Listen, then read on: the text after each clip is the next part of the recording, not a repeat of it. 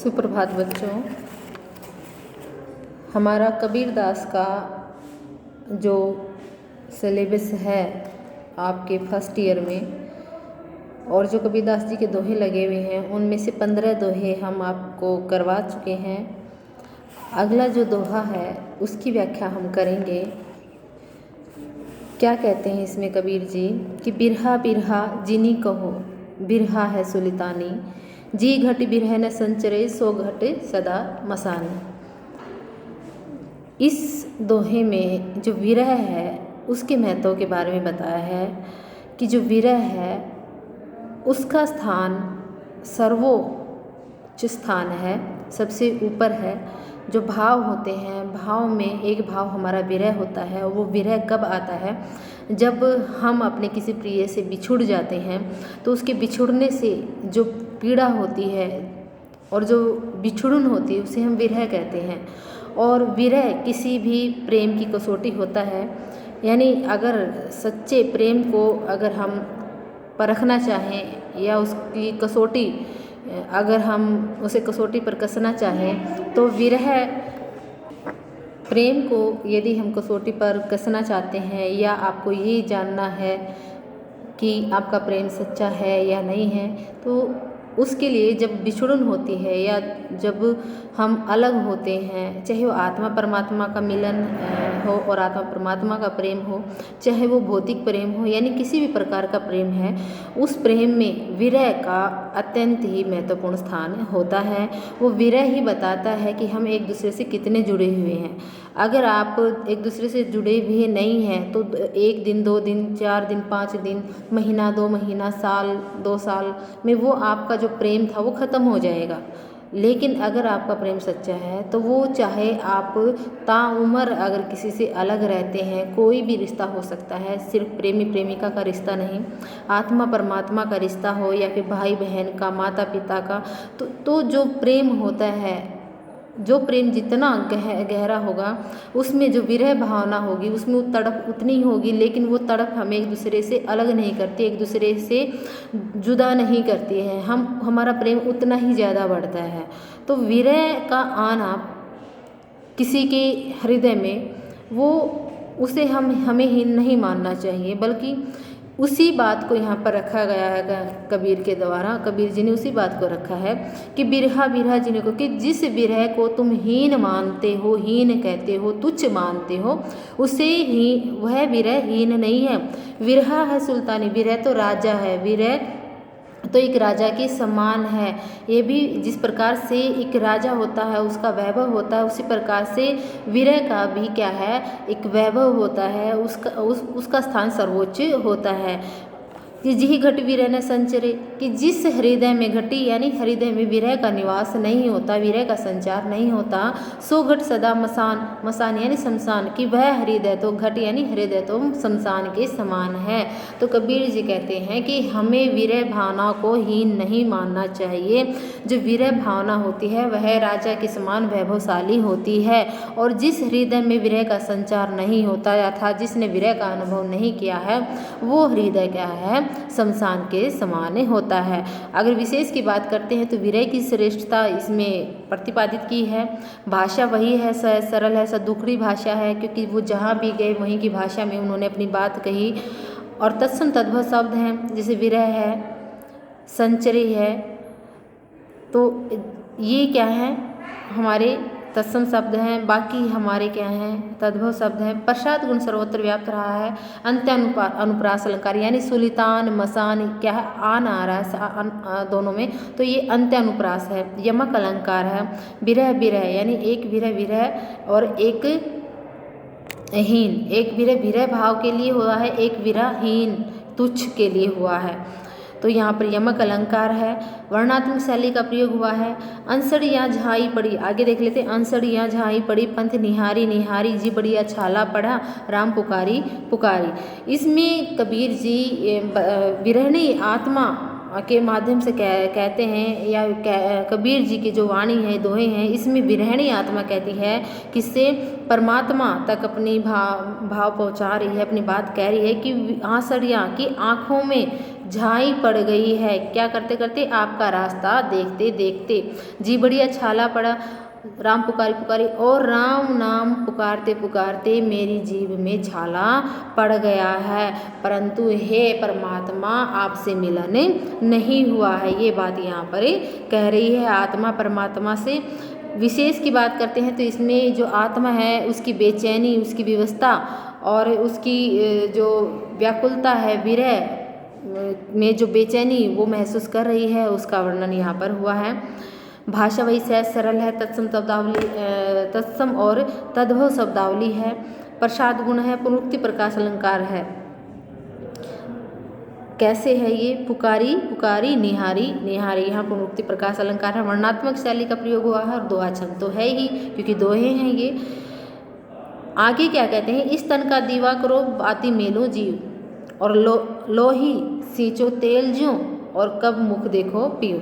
इनमें जो आत्मा है वो परमात्मा से कहती है कि मैं इस शरीर का दीपक बनाकर, इस शरीर को दीपक बनाकर और इसमें सांसों रूपी जोत जगाकर, जो सांस है उसको यहाँ पर जोत बताया गया है, बाती बताया गया है।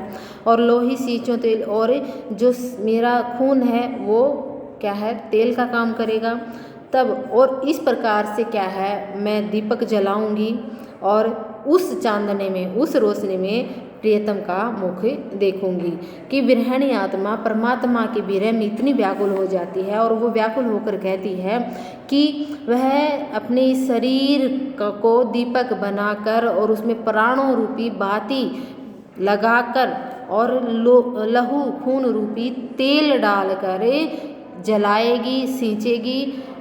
तेल यानी लहू रूपी तेल से सींच कर जलाएगी। और ऐसा करने पर क्या है? जब वो दीपक की रोशनी होगी, जो दीपक की रोशनी होगी, उस रोशनी में मैं अपने प्रियतम का मुख देखूंगी।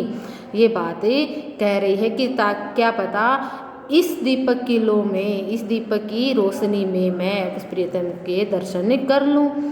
विशेष की बात कहते हैं तो जो प्रिय से मिलने की इतनी उत्कंठा है कि वह अपने शरीर को जलाने के लिए तैयार, दीपक बनाकर अपने सांसों रूपी बाती को उसमें रखकर और उसमें लहू रूपी तेल से उसे सींच कर दीपक जलाना चाहती है, और उस दीपक की रोशनी में प्रियतम का मुख देखने के लिए आतुर हो रही है। भाषा सहज सरल सदुपरी भाषा है, तत्सम तद्भव शब्दावली का प्रयोग हुआ है। जैसे दीवा है, जीव है, सींचो है, ये सारी क्या है? तत्सम शब्दावली है। बाकी यहाँ पर क्या है? तन है, ये तत्सम शब्दावली है, और बाकी यहाँ पर तद्भव शब्दावली है। प्रसाद गुण है, अनुप्रास अलंकार है। कैसे है अनुप्रास अलंकार? जहाँ पर दो शब्द या वर्ण बार एक शब्द दो बार आए या अधिक बार आए तो वहाँ अनुप्रास अलंकार होता है।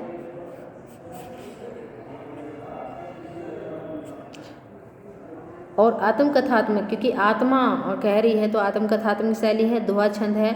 रूपक, क्योंकि तन रूपी दीपक है, और बाती सांसों रूपी यहाँ पर बाती है, और खून रूपी यहाँ पर तेल है, तो यहाँ पर रूपक अलंकार है। और कब मुख देखो पियो, कि किस प्रकार के, कब वो दिन कब आएगा जब मैं इस रोशनी में प्रियतम का मुख देखूंगी, तो यहाँ प्रश्न अलंकार है। आगे क्या कहते हैं? हंसी हंसी कंत न पाइए, जिन पाया तिनि रोई, जो हाँसई हरि मिले तो नहीं दुहागिनी कोई। कबीरदास जी इसमें कहते हैं कि परमात्मा को प्राप्त करना इतना आसान नहीं है। यदि परमात्मा को प्राप्त करना हंसी का खेल होता, यानी हंसी खेल में या खेल खेल में परमात्मा यानी आसानी से परमात्मा मिल जाते, तो इस संसार में कोई भी दुखी नहीं होता। यानी परमात्मा को प्राप्त करना इतना आसान कार्य नहीं है। यदि किसी ने आसानी से उसे प्राप्त कर भी लिया तो बाद में उसे रोना ही पड़ा, क्योंकि कोई चीज़ हमें अगर आसानी से मिल जाती है तो उसकी इतनी कीमत नहीं होती। अर्थात इसलिए कहते हैं कि किसी को यदि हंसते हंसते परमात्मा मिल जाते हैं तो वो इस संसार में क्या है, जो इस संसार में कोई भी क्या है जो जीवात्मा है वो दुर्भाग्यशाली नहीं होती, यानी दुखी नहीं होती, क्योंकि फिर तो हर एक जो आत्मा है वो परमात्मा को प्राप्त कर लेती। तो इसलिए क्या है, कहने का भाव यह है कि परमात्मा को प्राप्त करना अत्यंत दुर्लभ कार्य है, उसे आसानी से प्राप्त नहीं किया जा सकता। उससे क्या है, अपने संपूर्ण इंद्रियों पर, अपनी संपूर्ण इच्छाओं पर क्या है काबू पाकर अपने आप को मोह माया से मुक्त करके ही उस परमात्मा को प्राप्त कर सकते हो। भौतिकता कहते हैं ना कि जो उस परमात्मा के का जो रास्ता है वो कई तरीके से जाता है। एक होता है कि आप प्रेम के माध्यम से प्रेम करके, एक होता है आप संन्यास लेकर आप परमात्मा को प्राप्त कर सकते हैं। लेकिन जो सबसे कठिन रास्ता होता है वो गृहस्थ जीवन का रास्ता होता है, जिसके अंदर से गुजर कर आप परमात्मा को प्राप्त करते हैं। यानी गृहस्थ यानी अपने सांसारिक जो उत्तरदायित्व है उनको, तो जो परमात्मा है उनको प्राप्त करना इतना आसान नहीं है, ये बात इसमें कही गई है। यानी परमात्मा को प्राप्त करने के लिए जो साधक है उसको साधना करनी पड़ती है। भाषा सहज सरल है, तत्सम तद्भव शब्दावली रहेगी वही, क्योंकि है आपको जैसे कंत है, तिनी है, हरि है, दुहागिनी, तो ये शब्द क्या है हमारे तत्सम शब्दावली है। बाकी हमारे तद्भव शब्द हैं। अनुप्रास अलंकार जैसे हंसी हंसी और पुनरुक्ति प्रकाश अलंकार हैं दोनों में ही, और वर्णात्मक शैली है, और दोहा छंद तो है ही। आगे क्या कहते हैं, पार ब्रह्म के तेज का कैसा है अनुमान, कहीं बेकूफ शोभा नहीं देखा ही परवान। कि कबीरदास जी कहते हैं कि जो पर ब्रह्म है, जो पर ब्रह्म परमात्मा के जो अलौकिक प्रकाश है उसका कोई अंदाजा नहीं लगाया जा सकता। क्यों? क्योंकि उसका तो कोई सीमा ही नहीं है कि अंदाज़ा उसका लगाया जा सकता है जो सीमाओं में बंधा हो। वो तो क्या है, जर्रे जर्रे में व्याप्त है, जर्रे जर्रे में समाया हुआ है। यानी उसकी अलौकिक जो शक्ति है, कांति है, शक्ति है या जो कांति है, जो अलौकिक ज्योति है, वो पार ब्रह्म परमात्मा कैसा है, ज्योति स्वरूप है। तो वो अलौकिक ज्योति जो है वो अनुमान से दूर है, परे है, वो अनुमान के दायरे में नहीं आता। कि आगे के कहिबे को शोभा नहीं, और उसकी शोभा के बारे में कहते हुए भी हमें शोभा नहीं देता। अर्थात तो उसकी शोभा के वह कोई वस्तु नहीं है जिसकी शोभा के बारे में कहा जा सके, बल्कि वो तो क्या है, एक ज्योति है जो देखने मात्र से ही प्रमाणित होती है। यानी जिसने उसको देखा है वही उसको जाने पाया है, और यानी हम उसको प्रमाणित भी किसी को बता भी नहीं सकते कि वो कैसा दिखता है, क्योंकि तो ज्योति स्वरूप है। और जो एक ज्योति के को एक जो कैसी कि जो केवल जिसको दिखाई देती है, जैसे कोई ज्योत है, आप उस ज्योत लगा के भी अगर आप इस बात को पुष्टि करना चाहें तो आप कई बता दोगे, लेकिन एक जो शांत लो होती है उसके बारे में आप नहीं बताओगे, क्योंकि जो तेज जल रही होगी उसके बारे में तो आप बता सकते हो कि उसका बाहरी जो परत है वो कैसी है, उसकी जो दूसरी परत है वो कैसी है। लेकिन एक ज्योति स्वरूप जो शांत ज्योति है उसके बारे में आप नहीं बता सकते, उसका तेज नहीं बता सकते, उसकी जो गर्माहट है वो आप नहीं बता सकते कि जो शांत ज्योति है, जो वो परमात्मा क्या है, एक ज्योति स्वरूप है, अलौकिक ज्योति स्वरूप है, और जिसका अनुमान नहीं लगाया जा सकता। और जिसको देखने मात्र से ही वो बात प्रमाणित हो सकती है, यानी जिसने देख लिया वो उसको अनुभव कर सकता है। केवल हम उसे देख सकते हैं, अनुभव कर सकते हैं, लेकिन हम उसका बखान नहीं कर सकते कि वो कैसी दिखती है, क्योंकि वह ज्योति क्या है, अनुमान से एकदम से परे है। तो बात इसमें कहा है, जो कही है विशेष कि जो परमात्मा है उसका स्वरूप क्या है, अवर्णनीय है, उसका वर्णन नहीं किया जा सकता। भाषा वही सहज सरल है, भावानुकूल सद्मुखरी भाषा है, तत्सम तद्भव शब्दावली है, अंत्यानुप्रास है, प्रश्न अलंकार है, संबोधन शैली है, दोहा छंद का प्रयोग हुआ है। अगम अगोचर गमी नहीं तहाँ जगमगे ज्योति, जहाँ कबीरा बंदगी तहाँ पाप पुण्य नहीं छोती।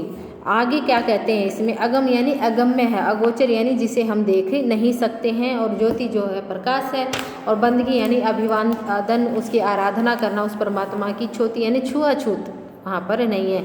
इनमें कबीर जी क्या कहते हैं कि जो परमात्मा है वह तो अगम्य है, अगोचर है, यानी उसको हम देख ही नहीं सकते, अर्थात मन बुद्धि के द्वारा तो न तो उसे हम उसका वर्णन कर सकते हैं और न ही हम आँखों के द्वारा उसे देख सकते हैं। किंतु कबीर जी क्या कहते हैं कि जहाँ उसकी ज्योति जगमगी तहाँ जगमगे ज्योति, कि जहाँ उसकी जगमग ज्योति है वहाँ सभी उसकी वंदना करते हुए दिखाई देते हैं जी। यानी जहाँ उसकी ज्योति जगमगा रही, जहाँ वो ज्योति स्वरूप जगमगा रहा है, वहाँ पर सब उसकी वंदना करते हैं।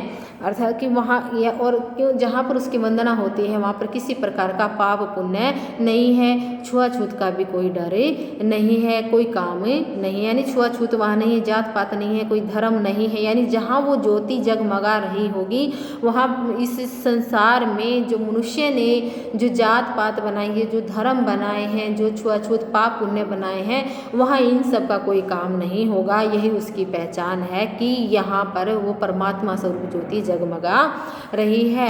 अर्थात ईश्वर कहने का भाव यह है कि जो ईश्वर है उसको प्राप्त करना बहुत ही कठिन है। पहले तो आपको इन सब ऊंच नीच से, जात पात से, इस धर्म से, पाप पुण्य से ऊपर उठना पड़ेगा, तब जाकर आपको वो ज्योति स्वरूप नजर आएगा।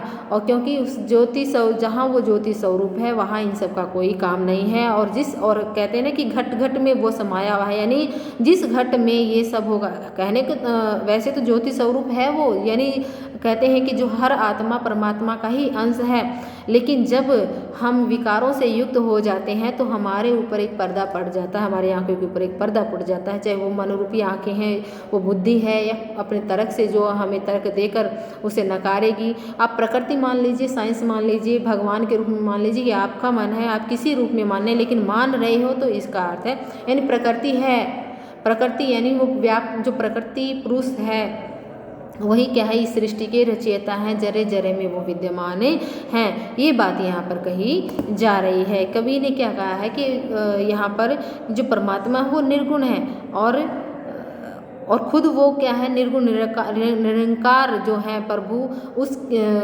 उस मान्यता को वो व्याख्यायित कर रहे हैं, उसका प्रसार कर रहे हैं। भाषा वही सहज सरल है, सदुपरी भाषा तत्सम तद्भव शब्दावली तो है ही, कहाँ पर है, जैसे अगोचर है, अगम है, जगमग ज्योति है, ये पाप पुण्य, ये क्या है, तत्सम शब्दावली है। बाकी अपने यहाँ पर तद्भव शब्दावली है। पदमैत्री अलंकार है, यहाँ पर पाप पुण्य नहीं ज्योति और जगमगे ज्योति, ये अनुप्रास अलंकार हो गए। वर्णात्मक शैली का प्रयोग हुआ है, दोहा छंद का तो प्रयोग हुआ ही है। आगे क्या कहते हैं कि पानी हीते हिम गया भया, पानी हीते हिम भया, हिम है गया बिलाई, जो कुछ था सोई भया, अब कुछ कहा न जाए। कबीर दास जी इसमें कहते हैं कि जिस प्रकार से पानी से क्या होता है, बर्फ बनती, क्योंकि बर्फ जो बनती है किसका ठोस रूप है, पानी का है, और यानी जो पानी से ही क्या है बर्फ बनती है, और जब बर्फ पिघल जाती है तो पानी बन जाता है, वो वापस पानी में मिल जाती है। फिर आप ये पहचान नहीं कर सकते कि ये क्या है, बर्फ थी या बर्फ है, यानी दोनों का रूप एक ही है। बस क्या है, जब रूप आकार बदल जाता है, जब उससे अलग होते हैं एक दूसरे से, जब वो पानी जब बर्फ बनता है तब वो अलग अस्तित्व लेता है, अन्यथा तो क्या है, जब वो बर्फ पिघलती है तो पानी में ही मिल जाती है। उसी प्रकार से क्या है, परमात्मा से क्या है, वो आत्मा रूप जो अलग होकर क्या है, एक शरीर का निर्माण हुआ, यानी आत्मा का निर्माण किससे हुआ, परमात्मा से ही आत्मा का निर्माण हुआ है। और जो समय आता है, यानी जब मृत्यु हो जाती है तो पुनः ही वह आत्मा परमात्मा में मिल जाती है। और ये एक चक्कर होता है जो घूमता रहता है, यानी आत्मा परमात्मा से अलग होती है, फिर कुछ समय अलग रहती है, फिर जब वो शरीर से बाहर निकलती है, यानी जब वो यूँ कहते हैं ना कि चाहे बुलबुला कह लो शरीर को, चाहे बर्फ़ कह लो, तो यहाँ पर बर्फ़ का उदाहरण दिया है कि जिस प्रकार से बर्फ़ का निर्माण पानी से होता है, जो पिघलती है तो पानी में ही मिल जाती है, उसी प्रकार से आत्मा क्या है, परमात्मा से ही बनती है। और फिर जब समय आने पर, यानी जब मृत्यु होती है तो आत्मा पुनः कहाँ पर, परमात्मा में मिल जाती है। और इस प्रकार से ये चक्कर लगातार चलता रहता है, यानी परमात्मा ही आत्मा रूप होती है और आत्मा ही फिर से वो जब परमात्मा में की तरफ चलती है तो वो परमात्मा में बदल जाती है। और यानी कबीर जी कहते हैं कि इस बारे में हम कुछ नहीं कह सकते कि आत्मा को हम आत्मा परमात्मा है, परमात्मा आत्मा है, यानी ये चक्कर चलता रहता। कभी वो आत्मा अलग हो जाती है, कभी वो, क्योंकि देखो हमारे यहाँ भारतीय जो परंपरा है, जब तक शरीर रहता है, शरीर में जो आत्मा होती है, तब तक हम उनसे हम अपने दादा पर भाई या जो भी हैं हम मानते हैं, पिता माता, लेकिन जब वो शरीर छोड़कर जाते हैं तो हम उन्हें क्या है परमात्मा का दर्जा दे देते हैं, हम पूजा करने लग जाते हैं। ये धीरे धीरे फिर क्या है वो हम परमात्मा का रूप या भगवान का रूप धारण कर लेते हैं, हम उसको भगवान का दर्जा दे देते हैं। तो ये सीधा सीधा क्या है, ये प्रत्यक्ष तौर पर हम देखते भी हैं, क्योंकि चाहे जैसे नानक जी हैं, आज हम उन्हें परमात्मा के रूप में पूजते हैं, यानी वो परमात्मा साक्षात परमात्मा थे, जिन्होंने मतलब भारत का इतना बड़ा जो कभी मुगलों या यूँ कहें न जाने कितने यहाँ पर आक्रमणकारी आए, जिन्होंने यहाँ पर हमें इतना प्रताड़ित किया, जिसको देखकर उन्होंने क्या है कि सिख पंथ की जो एक नींव रखी, और जिसने क्या है उनको जो यहाँ पर हमें मसल रहे थे, कुचल रहे थे, उनको यहाँ से खदेड़ दिया। और फिर वो पंथ लगातार क्या है कुर्बानियाँ देता रहा, गुरु आते रहे, और 10वें गुरु के बाद जैसे हम कहते हैं गुरु ग्रंथ जी को ही हम गुरु मानते हैं, यानी वाणी ही ग्रंथ, ग्रंथ ही वाणी, ऐसा कहते हैं। तो ये एक परंपरा है, यानी जो अच्छा काम करता है, यानी जो मानव दैवीय गुण संपन्न हो जाता है, वही देवता है, वही परमात्मा है। यानी जो आत्मा है वो परमात्मा है, और जो परमात्मा है वही आत्मा, क्योंकि दो आत्मा कहाँ से निकली है, परमात्मा से ही निकले हैं। यानी कबीरदास जी कहते हैं कि इस बारे में मैं कुछ नहीं ज़्यादा कुछ नहीं कह सकता, बस इतना कह सकता हूँ कि जो आत्मा का निर्माण हुआ परमात्मा से हुआ है। आगे क्या कहते हैं, जब मैं था तब हरि नहीं, अब हरि है मैं नाही, सब अंधियारा मिट गया जब दीपक देखा माही। मैं यानी अहंकार, कि जब मैं था यानी अहंकार था तब हरि नहीं था, और जब मैं नहीं रहा यानी अहंकार नहीं रहा तब हरि मिल गए हैं। और जब सब अंधियारा, कि इस प्रकार से जो अंधियारा था कौन सा, अज्ञान रूपी जो अंधकार था वह सारा मिट गया जब दीपक देखा माही, जब अपने अंदर ही उस दीपक को देख लिया, यानी दीपक रूपी कौन सा, परमात्मा, दीपक रूपी परमात्मा को जब अपने अंदर देखा, तो वो अज्ञान रूपी सारा अज्ञान और अहंकार रूपी सारा अंधकार क्या है नष्ट हो गया।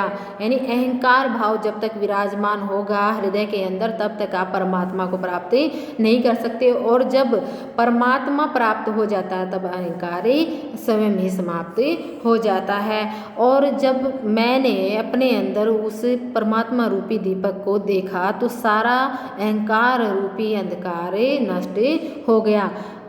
विशेष की बात करते हैं तो ईश्वर प्राप्ति के लिए सबसे महत्वपूर्ण बताया है कि अहंकार को नष्ट करना होगा, त्यागना होगा। भाषा सहज सरल है, तत्सम शब्दावली है, तद्भव है, शब्द हैं यहाँ पर, जैसे दीपक है, हरि है, अंधियारा है, नाही, माही, ये सारे क्या है तत्सम शब्दावली। बाकी यहाँ पर तद्भव शब्द हैं। प्रसाद गुण तो है ही, रूपक अतिशयोक्ति अलंकार है, यानी कौन है, दे जो हमारा ईश्वर रूपी दीपक, यानी ये क्या है रूपक अतिशयोक्ति अलंकार है। आत्मकथात्मक शैली का प्रयोग हुआ है। आगे क्या कहते हैं, मान सरोवर सुभर जल हंसा के लिक्राही, मुक्ता हल मुक्ता चुगे अब उड़ी अनंत ने जाही। मान सरोवर यानी एक तालाब, यानी हृदय रूपी जो तालाब है, उस वहाँ इसका वर्णन किया है यहाँ पर। सुभर यानी जो पूर्ण रूप से भरा हुआ है। हंसा यानी हंस, यहाँ पर क्या है आत्मा है। केली यानी क्रीड़ा। मुक्ताहल मोती है। मुक्ता जीवन मुक्त लोग हैं। और अनंत यानी अन्यत्र, दूसरे अन्यत्र यानी कहीं और। कबीरदास जी इसमें कहते हैं हृदय रूपी सरोवर जब भक्ति रूपी जल से पूर्ण रूप से भर जाता है, भरा होता है, कि कबीरदास जी कहते हैं जो हृदय रूपी जो सरोवर है जब वो पूर्ण रूप से भक्ति रूपी जल से भरा होता है, तो तब क्या है जो आत्मा रूपी हंस है, जो तब वो उसमें क्या करता है क्रीड़ा करता है, यानी जो आत्मा रूपी हंस हैं वो तभी क्रीड़ा कर सकते हैं जब हृदय रूपी सरोवर में भक्ति रूपी जल पूर्ण रूप से भरा होगा। और वो क्या होते हैं, वे आनंदित होकर मुक्त भाव से उन मुक्त जो भक्ति रूपी मोती हैं उनको चुगते रहते हैं। और वो उस भक्ति रूपी मोती को इतना चुन लेते हैं फिर उनसे कहीं और उड़ा नहीं जाता। अर्थात जो आत्मा रूपी हंस है, जब वो एक बार यदि वो भक्ति रूपी मोती को चुग लें तो उनका जो मन है वो अन्यत्र किसी देवी देवता के और नहीं जा सकता। यानी जो साधक है वो परमात्मा के नाम में इतना डूब जाता है, वो जो अन्यत्र यानी जो सांसारिक जो विषय वासनाओं रूपी जो मोह माया है, जो सांसारिक विषय वासनाएं हैं, उनका त्याग करके वो भक्ति भाव में इतना लीन हो जाता है कि उसे क्या है, ईश्वर की भक्ति में ही आनंद आने लगता है। कबीरदास जी कहते हैं कि जो मानसरोवर यानी हृदय रूपी जो मानसरोवर है, जब वो भक्ति रूपी जल से पूर्ण रूप से भर जाता है तो आत्मा रूपी जो हंस है वो उसमें क्रीड़ा करते हैं। और वो क्या करते हैं, वो भक्ति रूपी जो मुक्त लोग हैं, जो सांसारिक विषय वासनाओं से मुक्त लोग हैं, वो भक्ति रूपी जो मोती चुन लेते हैं तब उनसे कहीं और उड़ा नहीं जाता। यानी वो विषय वासनाओं में, सांसारिक विषय वासनाओं में नहीं पड़ते हैं और वो परमात्मा की भक्ति में ही लीन रहकर आनंद की प्राप्ति करते रहते हैं। यहाँ पर विशेष की बात करते हैं तो ईश्वर की भक्ति में जो आनंद आता है वो सांसारिक विषय वासनाओं में उतना आनंद नहीं आता। ये तो क्या है, एक छलावा होता है। भाषा सहज सरल है, तत्सम शब्दावली है। प्रसाद गुण सर्वत्र व्याप्त, तत्सम तद्भव शब्दावली है। जैसे मानसरोवर, सुभर जल, हंसा है, क्रीड़ा है, मुक्ता है, ये अनंत है, ये सारे क्या हैं, हमारे तत्सम शब्द हैं। तो तत्सम शब्दावली है, तद्भव शब्द बाकी हैं ही। अनुप्रास अलंकार ऊपर अतिशोक्ति अलंकार है, अनुप्रास अलंकार है यहाँ पर। जैसे केली कराही अनुप्रास अलंकार, मुक्ता हल मुक्ता अनुप्रास अलंकार है। रूपक अतिशोक्ति, आत्मा हंस जो आत्मा है वो उसको हंस कहा गया है। मानसरोवर यानी हृदय रूपी मानसरोवर रूपक अतिशोक्ति अलंकार है। मुक्ति रूपी और भक्ति रूपी मोती, तो यहाँ पर हम कहें तो ये है रूपक अतिशोक्ति अलंकार। वर्णात्मक शैली का और दोहा छंद का प्रयोग हुआ है। आगे क्या कहा कि नैना अंतरी आव तो जो हो नैन झपेऊँ, ना हो देखो और को ना तुझ देखन देऊँ। कबीरदास जी इसमें कहते हैं कि हे प्रभु, आप एक बार तो मेरी आँखों में आ जाओ, मेरी आँखों के अंदर आ जाओ, भीतर आ जाओ।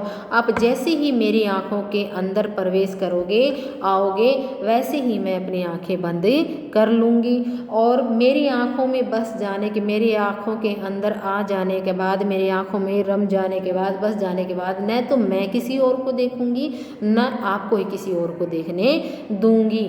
यानी इतना गहरा प्रेम है। आत्मा परमात्मा को कह रही है कि एक बार आप मेरी आंखों के अंदर आ जाओ, इसमें बस जाओ, ना तो मैं किसी और को देखना चाहूँगी, ना आपको किसी और को देखने दूंगी। यहाँ पर विशेष की बात करते हैं तो कबीरदास जी ने अब स्वयं को यहाँ पर पत्नी और ईश्वर को यहाँ पति के रूप में दिखाया है, बताया है। और आप भाषा भाई सहज सरल है, तत्सम तद्भव शब्दावली तो ही प्रसाद गुण है, अंत्यानुप्रास है, झपेहू आया है, जैसे झपेहू देहू, ये तो अंत्यानुप्रास है।